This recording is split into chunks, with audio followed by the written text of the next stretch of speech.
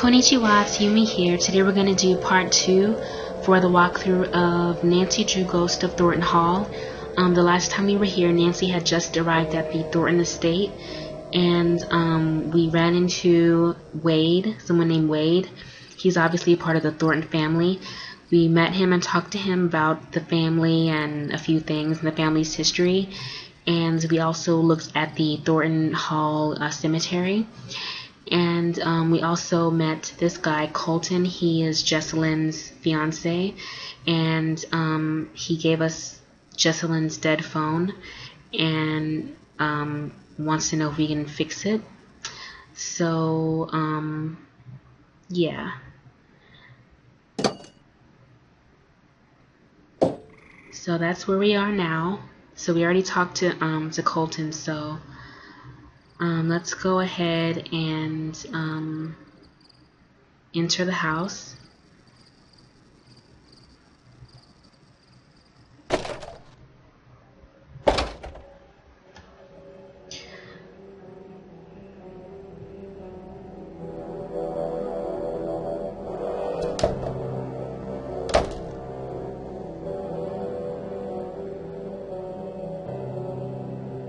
You must be Nancy. Yes, you must be Clara, Jesselyn's mother. Yes? I want you to know that I'm here to help you with anything you need. That's real sweet, hon. I know you may not want me here since you didn't actually call me yourself. So long as you help me find Jesselyn, you're welcome under what's left of my roof here. Is there anything else I should know that might help me find Jesselyn? Yeah. Keep a suspicious eye on Wade. Wade didn't seem all that dangerous to me. He neglected to tell you about his time spent in jail, I see. As a matter of fact... Wade's a nice guy when he wants to be. And only when he wants to be. I'm happy we have another set of eyes looking for Jessie, but I do hope you know what you're getting yourself into.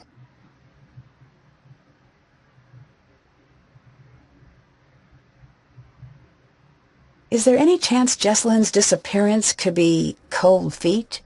My Jessie would never put her family through this nightmare, never. Who did Jesselyn come here with? Addison. I tried talking to her, but she was a wreck. Here.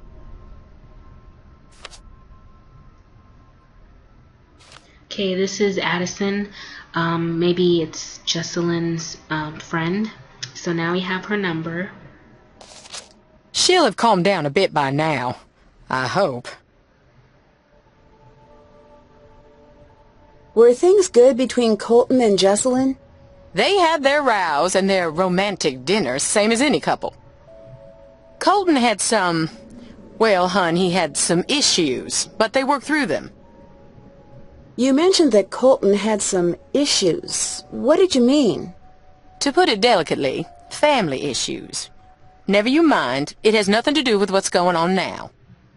Oh, sure. Why is everyone here? Shouldn't we be out searching for Jesselyn? I closed down the company. The entire staff is out combing the woods. I said, sit home or join the search. You get paid either way. Not a soul stayed home. Jesselyn grew up in the business. She's got a lot of people looking out for her. I can be thankful for that. The police recommended a presence here. They said we'd have a better chance of noticing if something was off here, knowing the place and all.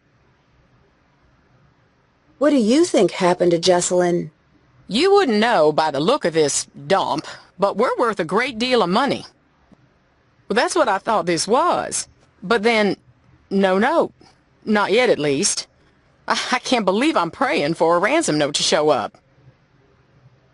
It's like someone's trying to punish us. Well, why do you say that? Thornton Hall was once something truly beautiful. But so much greed and tragedy built up in these walls that when they started to crumble, I wanted to save this place, make it mine, but I couldn't. So whoever took Jessie wanted us to sit here in this broken-down old house waiting for her. Okay. I'd better get going. Bye. Okay, so that was Clara, Jesselyn's mother, and she's saying that they're worth, what the heck is she doing? That they're worth some money.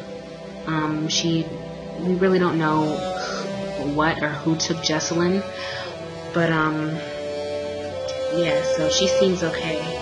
Can't do that right now. Can't do that right now. Okay, I can't look through her stuff because she's here. So, let's look. Hiram Thornton, 1867 to 1937.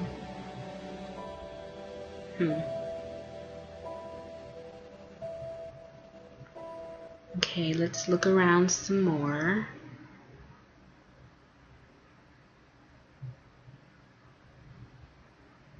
Sarah Emma Wakeman, 1842-1887. Jeb Thornton, 1839-1901. Wow, these are some old photos or portraits.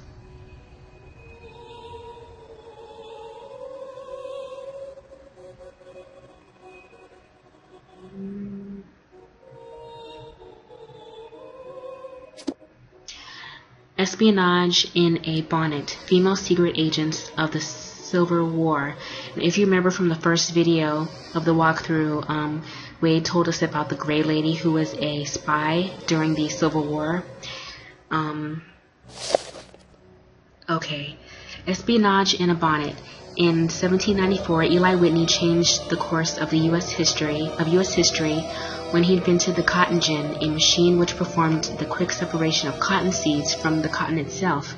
This labor-saving device revolutionized the plantation economy of the South, cementing its dependence on slavery and setting the country on the path to the Civil War. When the first shots of the war were fired in 1861, both the Union and the Confederacy turned to espionage to try to gain the upper hand. The famous generals and leaders of the war are well remembered today, but they couldn't have accomplished what they did without the female spies who played a shadowy part in obtaining state secrets. Rose Greenhow. Wild Rose Greenhow was a member of Washington's elite society and loyal to the South. When war broke out, she used her social connections to obtain classified information, which she then passed along in code to the Confederacy. Intelligence gathered by Rose was hidden in the hair of a female courier, and this helped General P.G.T. Beauregard, I think that's the mean guy, win the first battle of Bull Run, though she was later watched by the Union and eventually placed under house arrest. Rose continued her intelligence work and became one of the most renowned female spies of the war. Harriet Tubman, best known for her role in leading slaves to freedom through the Underground Railroad, Harriet Tubman also served as a spy for the Union while working as a nurse in South Carolina. She recruited former slaves to act as scouts who collected intelligence on the location and movement of rebel troops, reporting this back to the Union. I didn't know that. Okay, Belle Boyd. Maria Belle Boyd came to the attention of the Confederacy early in the war when she shot and killed a Union soldier who had threatened her mother. Although only 17, her self-confidence and wish for vengeance led her to become a spy. Okay, Belle found that the flirtatious behavior which was cause for concern among her peers could be used to advantage as an undercover femme fatale. After beguiling Union soldiers into telling her classified information, she forwarded this intelligence to the Confederacy. Belle became a courier herself, even personally delivering messages to General T.J. Stonewall Jackson. She was arrested repeatedly, but refused to let incarceration stop her, and remained a Confederate spy throughout the war. Elizabeth Van Lew. A prominent Virginian, Elizabeth Van Lew was proud of her roots, but opposed to both slavery and secession. When Union prisoners arrived at Richmond's Libby prison, Elizabeth succeeded in gaining permission to bring books, food, and medicine to the incarcerated men. Information passed between Elizabeth and the prisoners through secret compartments and dishes and hidden messages in books. When the Union heard of her work, they quickly recruited Elizabeth as an official spy, with her Richmond connections in society and the prison, as well as a personal network of agents. Elizabeth sent her intelligence work to General Ulysses S. Grant, written in codes and invisible ink, providing invaluable information to the Union cause. Okay, Sarah Emma Emmons. Sarah Emma Emmons was one of approximately 400 women who fought in the Civil War as a man. Wow. Cutting her hair short, adopting men's clothing, and taking the alias Franklin Thompson, Sarah joined the Union's Army's 2nd Michigan Infantry. She initially served as a male nurse, but soon turned her talents at undercover work to spying. Wearing elaborate guises from an Irish woman to a male slave, she infiltrated Confederate lines. She maintained her persona as Franklin Thompson until she contracted malaria and had to leave the Army for medical treatment. Since seeking help with an army doctor would have revealed her true identity, Sarah eventually received an honorable discharge from the Army with a bonus and a pension under her true name, and was the sole woman member admitted to the Grand Army of the Republic following the war. These women and countless others played a critical part for both the Union and the Confederate causes. The female agents of the Civil War used the spy tech of the 1860s, such as ciphers, invisible inks, secret compartments, and even the rumored self-destructor, which would destroy its own contents if opened incorrectly, to prove that women were as capable as men when it came to espionage. So this might be something we need to remember. Ciphers, invisible inks, secret compartments, and even the rumored self-destructor. And Wade, according to Wade, the Gray Lady left some of her contraptions around the estate, so this might be something we need to refer back to or remember. So that's espionage in a bonnet.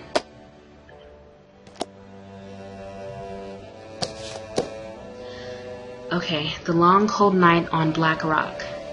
The years of plenty would soon be upon the Thornton clan, but they would not come without a price. In order to keep a close watch on the production facility, Jeb had a small factory built on the Black Rock property. He did not foresee the potentially disastrous possibilities. When the winds grew cold and the waves made passage back to the mainland difficult, the workers were granted permission to stay overnight in the factory. And this is scratched out. Something bad happened. None survived. Sarah was the first to enter the factory the morning after the accident and never recovered from the shock of what she found within. Many within the town held Sarah in high regard for her kind, open nature. The employees in particular had an unwavering appreciation for Sarah, who had taken on the role of caregiver once the factory moved onto the island, affectionately calling her Nana. She'd visit the factory twice a day with bread and treats, even offering a warm bed in the main house to any employee who fell ill. Shortly after the tragedy, Jeb began construction of a housing unit for inclement weather and immediately restaffed the factory despite Sarah's wishes. While Jeb seemed justifiably upset, he was determined to maintain the family business no matter what. When the new employees arrived on the island, Sarah retired to her room, refusing to leave until her death a few years later. It's been said that the handwritten note found in her pocket read, "We have sown the black seeds of death, and forevermore will harvest only blood." Evidence suggests that this note may have been fabricated, but the chilling message remains a popular element of Thornton lore. Jeb was hit hard by the loss of his wife, but remained steadfast in his attempts to grow the family business into something worth the tragic cost of the lives it had taken. Jeb's drive became somewhat of a family trait after his passing a few years later, as did Sarah's discomfort with the business. In the generations to come, a dog dedication to the company or queasiness with their ill-gotten wealth became the two defining characteristics of the Thornton clan. Even the most beloved family members eventually had to choose a side. So there's some bad history about the Thorntons. It involved Jeb mainly, and Jeb is this guy, And this is Sarah, his wife, and apparently she didn't like what he was doing to keep the business running, or whatever happened that was scratched out in the books. So yeah. And just looking around here. So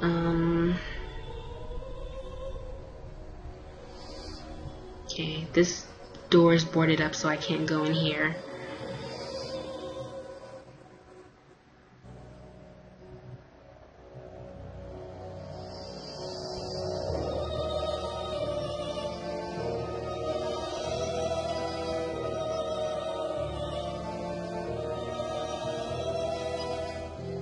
Okay, so this is a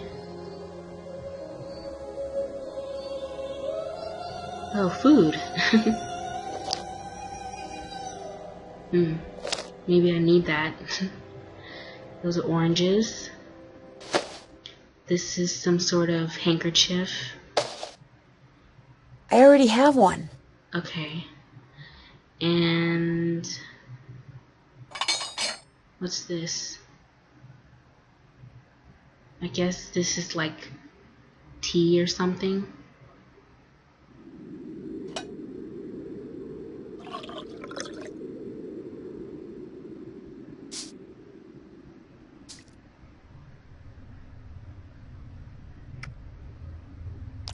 I have no idea what I'm doing.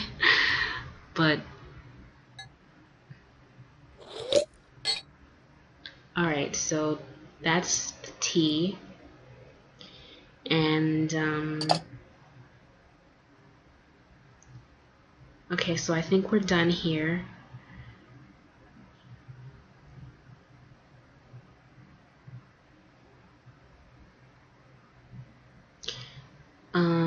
Okay, so that was Clara, and we got some information on the history of the Thorntons. And this is Beauregard Thornton, the mean guy.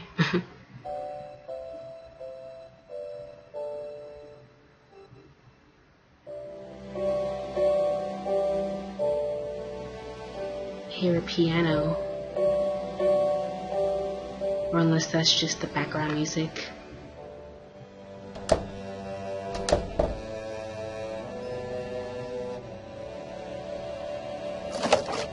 Turpentine for thinning paints, varnishes, enamels.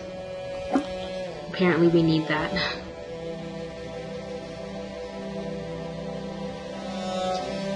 Alright, so guys, I'm gonna go ahead and end this as part 2 for the walkthrough of Nancy Drew Ghost of Thornton Hall. And I will see you guys here very soon for part 3. Until then, domo arigato gozaimashita.